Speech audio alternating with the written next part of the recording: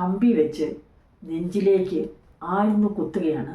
ആദ്യം ഹെൽമെറ്റ് വെച്ച് അടികൾ വരാൻ പാടില്ല എന്നുള്ള ആ പുതിയ തലമുറയുടെ ആ പൊന്നു മകനെ തിരിച്ചു കിട്ടാൻ ഒരു 18കാരൻ്റെ നെഞ്ചിലേക്ക് കമ്പി ആഴത്തിലിറങ്ങി ജീവൻ നഷ്ടപ്പെട്ടപ്പോൾ, ആ ജീവൻ പൊലിഞ്ഞപ്പോൾ കേരളക്കരയാകെ ഒന്നാകെ ഞെട്ടിത്തെച്ച് നിന്നുപോയി. എന്തൊക്കെയാണ് നമ്മുടെ സമൂഹത്തിൽ നടന്നുകൊണ്ടിരിക്കുന്നത്? ഇക്കഴിഞ്ഞ 18-ാം തീയതി ഫുട്ബോൾ ടീമിലെ കുട്ടികൾ ഫുട്ബോൾ കളിച്ചതിൻ്റെ പേരിലുള്ള ഒരു വാക്ക് തർക്കത്തെ തുടർന്നുണ്ടായ കുട്ടികളുടെ വഴക്കിലാണ് ഈ സംഭവം അരങ്ങേറുന്നത്. അലൻ എന്ന് പറയുന്ന കുട്ടി ഈ ടീമിൽ ഇല്ലായിരുന്നു. കൂട്ടുകാർ വിളിച്ചു വരുത്തിയപ്പോൾ തർക്കം തീർക്കുവാനായിട്ട് കൂട്ടുകാർ ഇതിനു മുമ്പും വാക്ക് തർക്കത്തിൽ ഏർപ്പെട്ടിട്ടുണ്ട്. ഈ ടീമിലെയും അംഗങ്ങൾ തമ്മിലുള്ള വാക്ക് തർക്കം രൂക്ഷമായപ്പോൾ, അല്ലെങ്കിൽ രംഗം വഷളാകുന്നു എന്ന് തോന്നിയപ്പോൾ കൂട്ടുകാർ അലനെ വിളിച്ചു വരുത്തുകയാണ് ഉണ്ടായത്. അലൻ ഇതൊന്നും അറിയാതെ കൂട്ടുകാർക്ക് സഹായം ചെയ്യുന്നതിന് വേണ്ടി, അല്ലെങ്കിൽ കൂട്ടുകാരെ അവിടെ നിരീക്ഷിക്കുന്നതിന് വേണ്ടി, അല്ലെങ്കിൽ വാക്ക് തർക്കത്തെ ഒരു ഒത്തുതീർപ്പിന് വേണ്ടിയിട്ടാണ് അലൻ അവിടേക്ക് ചെല്ലുന്നത്. കാര്യങ്ങൾ വഴക്കില്ലാതെ തീർക്കുവാനായിട്ടാണ് അലൻ ഒരു ഒത്തുതീർപ്പ് എന്നുള്ള രീതിയിലാണ് അലൻ കൂട്ടുകാരെ വിളിച്ചപ്പോൾ ഓടി അവിടേക്ക് ചെല്ലുന്നത്. പക്ഷേ ഈ കാര്യങ്ങൾ ചർച്ച ചെയ്തുകൊണ്ടിരിക്കുമ്പോൾ വാക്ക് തർക്കം നടന്നതിനിടയിലേക്ക് ഒരു കുട്ടി നെഞ്ചിലേക്ക് തന്നെ ആദ്യം ഹെൽമെറ്റ് വെച്ച് അടിക്കുകയാണ് ഉണ്ടായത്. അതിനുശേഷം ഈ കമ്പി വെച്ച് നെഞ്ചിലേക്ക് ആഴ്ന്നു കുത്തുകയാണ്. എങ്ങനെ ഒരു കുട്ടിക്ക് ഇങ്ങനെയൊക്കെ ചെയ്യാൻ സാധിക്കുന്നു? ആ ജീവൻ പൊലിഞ്ഞു പോയപ്പോൾ ആ അമ്മയുടെ സങ്കടം, ആ കുടുംബക്കാരുടെ, ആ വീട്ടുകാരുടെ, അല്ലെങ്കിൽ ആ നാട്ടിലുള്ള ജനങ്ങളുടെ, നമ്മളിത് കണ്ടുകൊണ്ടിരിക്കുന്ന ഓരോ ജനങ്ങളും എങ്ങനെ ഇതൊക്കെ കണ്ടു നിൽക്കാൻ നമുക്ക് സാധിക്കുന്നു? ഓരോ ദിവസവും കൊലപാതകം, ഇതുപോലുള്ള സംഭവങ്ങൾ, കുട്ടികളായാലും മുതിർന്നവരായാലും ഒക്കെ ഇതുപോലുള്ള സംഭവങ്ങൾ കൂടിക്കൂടി വരികയാണ്. പത്രമെടുത്താലും ടി വി എടുത്താലും മീഡിയയുടെ ഇടയിൽ നിന്നും ഒക്കെ വരുന്ന സംഭവങ്ങൾ നമ്മൾ നിത്യേന വാർത്ത കേൾക്കുമ്പോൾ നമ്മൾ എന്തൊക്കെയാണ് നടന്നുകൊണ്ടിരിക്കുന്നത് അല്ലേ? എങ്ങനെ ഇതിനൊക്കെ സാധിക്കുന്നു? കുട്ടികളുടേതായ രീതിയിലുള്ള അവരുടെ കളികളിൽ ഒരു ലിമിറ്റ് ഉണ്ടായിരിക്കും അല്ലേ? രണ്ട് കൂട്ടർക്ക് തമ്മിൽ ഏതെല്ലാം മത്സരങ്ങൾ നടന്നാലും, കുട്ടികളായാലും മുതിർന്നവരായാലും ഇരു കൂട്ടർ തമ്മിൽ കളിക്കുന്ന ഒരു കളിയിൽ ഏതെങ്കിലും ഒരു ടീമാണ് വിജയിക്കുക. മറു ടീം ഇതൊരു കളിയാണെന്നും അത് കളികളായിട്ട് മാത്രം കാണുവാനും കൂട്ടുകാരായിട്ടും കാണുമ്പോൾ ഇതുപോലുള്ള സംഘടനകൾ, അല്ലെങ്കിൽ ഇതുപോലുള്ള വഴക്കുകൾ ഒഴിവാക്കപ്പെടേണ്ടതല്ലേ സത്യത്തിൽ?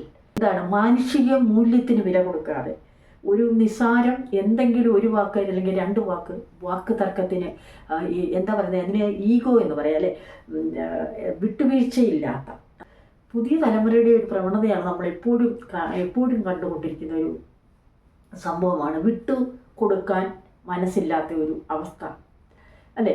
അങ്ങനെ അത് അവർക്ക് കിട്ടട്ടെ എന്ന് അങ്ങനെ നമ്മൾ ഓരോ കുട്ടികളും ചിന്തിച്ചാൽ അവിടെ ആ വഴക്ക് നടക്കില്ല, അല്ലെങ്കിൽ അവിടെ ആ വാക്ക് തർക്കം നടക്കത്തില്ല, അല്ലെങ്കിൽ ആ മറ്റേ പറയുമ്പോൾ അത് അംഗീകരിക്കാൻ, അതായത് എൻ്റെ മുമ്പിലൂടെ മറ്റൊരാൾ വരാൻ പാടില്ല എന്നുള്ള ആ പുതിയ തലമുറയുടെ ആ ഒരു ചിന്താഗതി ആണ് ഇവിടെ മാറ്റപ്പെടേണ്ടത്. ചിന്തകൾക്കതീതമായിട്ടുള്ള പ്രവർത്തനങ്ങളാണ് ഇപ്പോഴും നമ്മൾ നടന്നുകൊണ്ടിരിക്കുന്ന സത്യത്തിന് വില കൊടുക്കാതെ, അല്ലെങ്കിൽ അരുതാത്ത പ്രവൃത്തികളാണ് ഇപ്പം നിരന്തരം ഡെയിലി നമ്മൾ കാണുന്ന ഒരു സംഭവമാണ്. ഒരിക്കലും നമ്മൾ കാണാൻ ആഗ്രഹിക്കാത്ത, ഒരിക്കലും സംഭവിക്കാൻ പാടില്ലാത്ത കുട്ടികൾ തമ്മിൽ ഒന്നിച്ച് കൂട്ടുകാരായിട്ട് നടക്കേണ്ട കുട്ടികളാണ് പരസ്പരം രണ്ട് ചേരിയിൽ നിന്നുകൊണ്ടുള്ള അക്രമങ്ങൾ അഴിച്ചുവിടുന്നത്. ഇതിൻ്റെ കുട്ടികളെന്ന് പറയാൻ പറ്റുമോ? കുട്ടികളായാൽ കുട്ടികളുടേതായ രീതിയിൽ കൂടി സംസാരിക്കുക, കുട്ടികളുടെ രീതിയിൽ പഠിക്കുക, മാതാപിതാക്കളെ അനുസരിച്ച് ജീവിക്കുക, അല്ലെങ്കിൽ അധ്യാപകരെ അനുസരിച്ച് അവർ പറയുന്നത് കേട്ട് നന്മയിലൂടെ നമ്മൾ നടക്കുമ്പോൾ ആണ് നമ്മുടെ കുട്ടികൾ വളരെ അവർക്കൊരു ഭാവി ഉണ്ടാകുന്നത് അല്ലേ?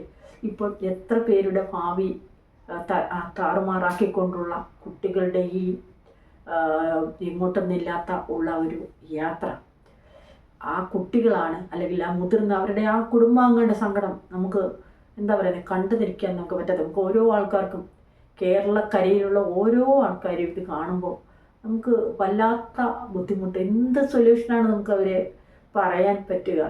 എന്താണ് നടക്കുന്നതെന്ന് പോലും ചിന്തിക്കാൻ വയ്യാത്ത ഒരു സമൂഹത്തിലാണ് നമ്മൾ ജീവിക്കുന്നതെന്ന് ഓർക്കുമ്പോൾ സത്യത്തിൽ ഭയമാണ്.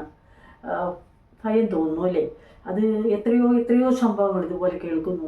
എത്രയോ നാളുകളായിട്ട്, എത്രയോ വർഷങ്ങളായിട്ട് നമ്മളിങ്ങനെ ഓരോ അരുതാത്ത പ്രവൃത്തികൾ കാണുക, കേൾക്കുക, നമുക്ക് ചിന്തിക്കാൻ പോലും പറ്റാത്ത അവസ്ഥയിലൂടെ കുട്ടികൾ നീങ്ങുക.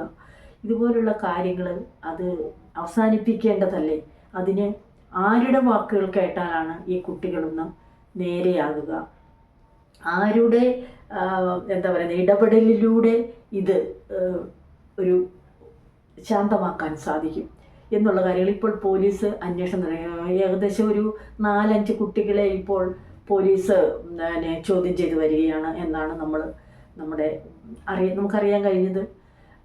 ഇനി എത്ര കുട്ടികൾ ഇതിനകത്ത് ഉണ്ടാവും, എത്ര കുട്ടികളെ ചോദ്യം ചെയ്താലും അല്ലെങ്കിൽ എത്ര കുട്ടികൾ ഇതിൽ പെട്ടാലും ആ അമ്മയ്ക്ക് അല്ലെങ്കിൽ ആ മാതാപിതാക്കൾ അല്ലെങ്കിൽ ആ സഹോദരങ്ങൾക്ക് അവരുടെ ആ അലനെ, ആ പൊന്നു മകനെ തിരിച്ച് കിട്ടാൻ പറ്റുകയില്ലാത്ത ആ അവസ്ഥ, അതായത് ഒരിക്കലും നമ്മൾ ഒരിക്കൽ പോലും നികത്താൻ പറ്റാത്ത ഒരു വിടവ് അവിടെ സംഭവിച്ചിരിക്കുന്നു എന്നുള്ളത് വളരെ ദുഃഖകരമായ ഒരു യാഥാർത്ഥ്യം തന്നെയാണ്. ഇതുപോലുള്ള സംഭവങ്ങൾ ഉണ്ടാവാതിരിക്കാൻ കുട്ടികൾ ആയാലും മുതിർന്നവരായാലും വളരെ ഗൗരവമായിട്ട് ഇതുപോലുള്ള കാര്യങ്ങൾ കാണുകയും അതിന് ശാന്തമായി ചിന്തിച്ച്, അല്ലെങ്കിൽ വളരെ ഗൗരവമായിട്ടുള്ള കാര്യങ്ങൾ വളരെ എന്താ പറയുന്നത് സമചിത്തതയോടെ അതിനെ കാണുകയും വളരെ ഓരോ മനുഷ്യജീവനും ഓരോ മനുഷ്യൻ്റെ ജീവനും മൂല്യം കൽപ്പിക്കുകയും മനുഷ്യത്വത്തിന് വില കൊടുക്കുകയും ചെയ്യുമ്പോൾ ഇത്തരത്തിലുള്ള